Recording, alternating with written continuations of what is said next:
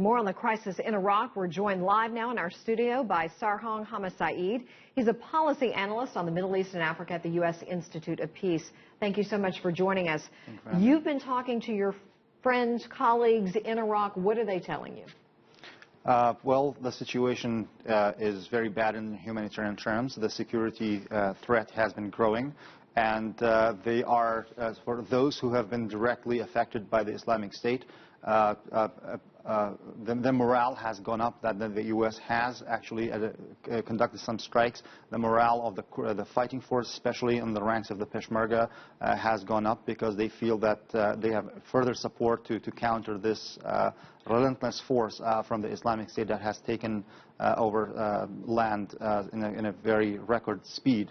But the humanitarian situation continues to be very difficult, and on Mount Sinjar there are still a significant number of people stranded there. What is it going to take? Will it be a new prime minister, a new government coming in? Will this ease the tension there? Well, these will be definitely helpful steps because confronting the problem of the Islamic State, it takes a coordinated effort from multiple actors, including the different Iraqi communities and regional actors as well as the international community. And having a prime minister and a new government will be the legitimate avenue that the different actors could work with. And hopefully this will be something that the different Iraqi communities, this new government will be accepted by the different Iraqi communities to confront this threat. Because the Islamic State thrived and made the advances they've made at the margin of disconnects and disaffected communities, especially the Sunni with the government in Baghdad. We've seen the humanitarian crisis, the people who are stranded on the mountain there in northern Iraq. The U.S. president is warning of genocide, but we've heard Abu Bakr al-Baghdadi, the Islamic State leader, saying that he's calling for jihad against the United States and Europe.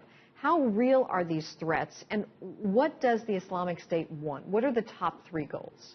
In the Islamic State, their ultimate goal is to form an Islamic caliphate. They have declared that at the end of June, and their immediate geography that they have controlled is in Iraq and Syria, but they definitely have dreams far beyond Iraq. Their media propaganda and the videos they release, they show the entire world covered with their flag. So now they are consolidating their structures by taking water resources that will help them in their state, as well as a bargaining chip and leverage against the Iraqi government and any international support that they may get. So they have some 55 to 60 nationalities represented in their ranks, with reports of 100 people with U.S. passports, and other passport-holding nationalities, Western passport-holding nationalities.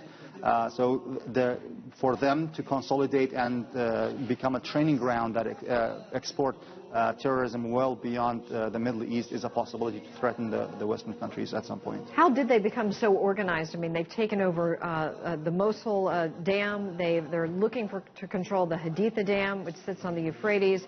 The bridge near Barwana has been destroyed. And how much money do they have behind them?